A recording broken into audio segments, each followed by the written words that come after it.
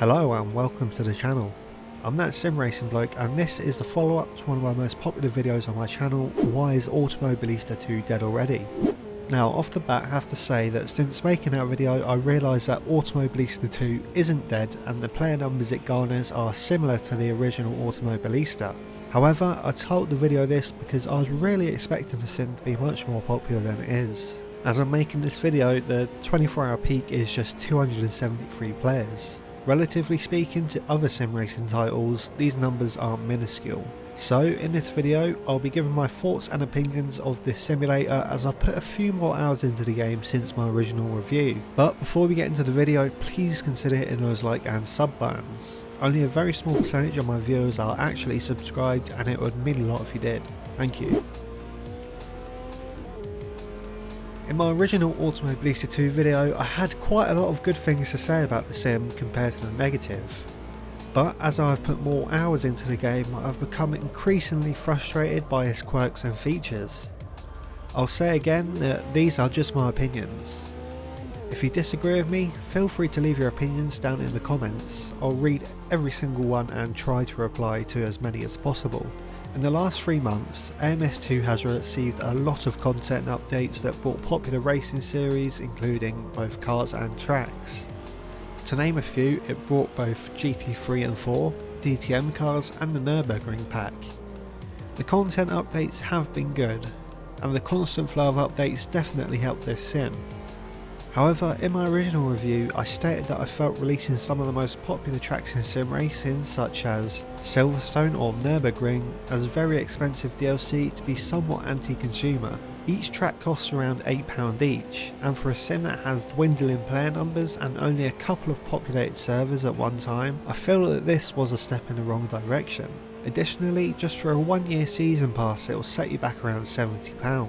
Just to put this into perspective, for the exact same price of £8 you can get a new track, 2 new cars, 60 liveries and a new tyre model on ACC.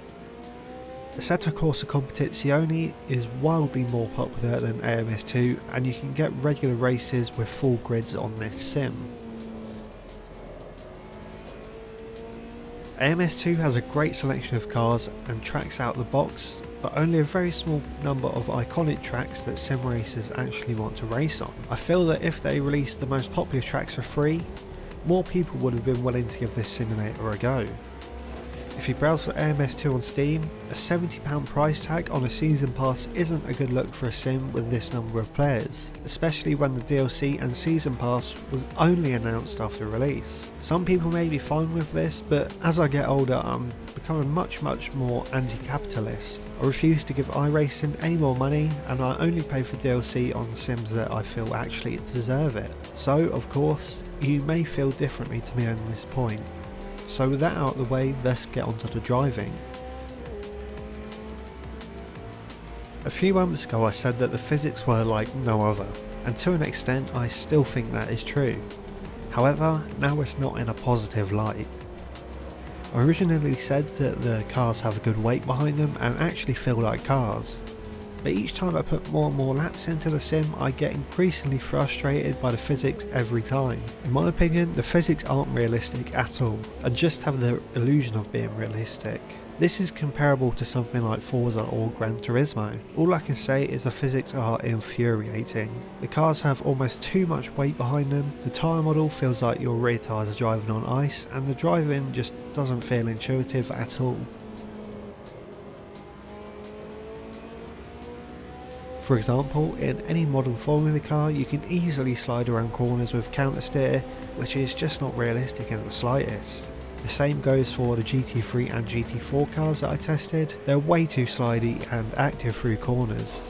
You constantly need to counter steer in a GT4 car and it's almost tiresome to drive. If you compare this to ACC or even real life onboard footage, the GT4 cars are planted to the track due to the aero kits. But this is not the case in AMS2. Now a simulator that does physics right is Assetto Corsa.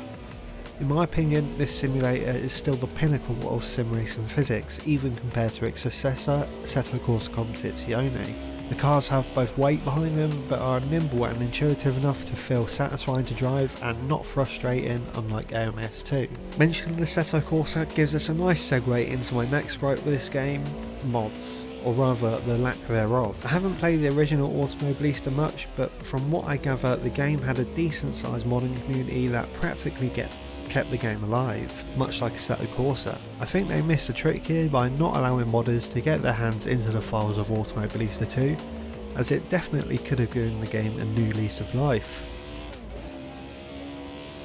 So to summarise, I think the Season Pass and DLC was a step in the wrong direction for AMS2 if they wanted to grow a substantial player base for the game. They definitely could have, but I think the issues with the game early on in its life and the wildly overpriced DLC just turned racers off of this title.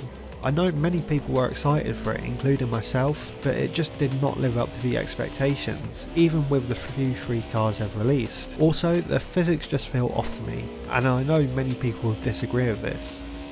And finally, modders could have made this game great, but I think the developers just got greedy with their DLC by disallowing mods. So those were my updated thoughts and opinions on Automobilista 2. Feel free to drop a comment letting me know what you think, like and subscribe for more sim racing content, and I'll see you in the next one. Thank you.